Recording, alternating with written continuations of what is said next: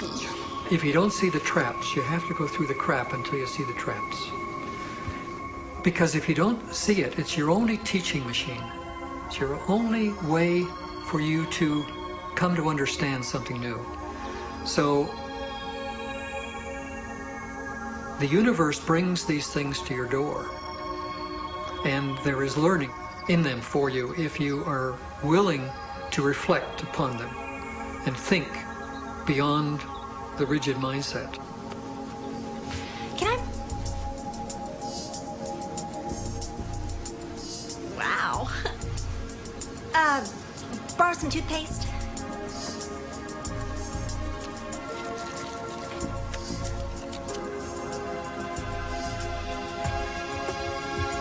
Thanks.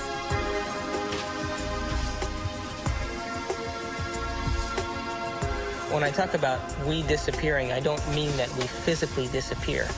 What I mean is that we move out of the area of the brain that has to do with our personality, that has to do with our association to people, our association to places, our association to things and times and events.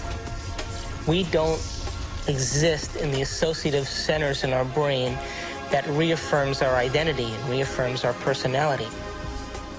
We now have science to back up what our thoughts do and how they make our bodies weak.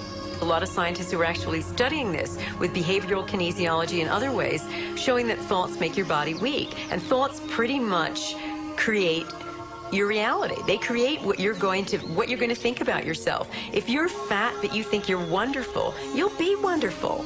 But most women we're compared all the time with impossible images from Barbie to models. And so we think that our whole currency is how we look and how other people are going to perceive us.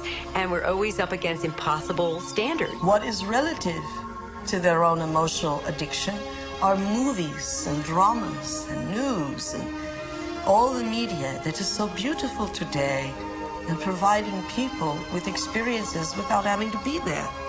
And yet, that does not define human greatness. They're so hypnotized by their environment through the media, through television, through people living and creating ideals that everybody struggles to become, that no one can actually become in terms of physical appearance and definitions of beauty and valor that are all illusions, that most people surrender and live their life in mediocrity. And they may live that life, and the soul may never really, their desire may never really rise to the surface, so they may want to be something else. But if it does rise to the surface, and they ask themselves if there is something more, or why am I here? What is the purpose of life? Where am I going? What happens when I die? They start to ask those questions. They start to flirt and interact with the perception that they may be having a nervous breakdown. And in reality, what they're doing is that their old concepts of how they viewed their life in the world start to fall apart.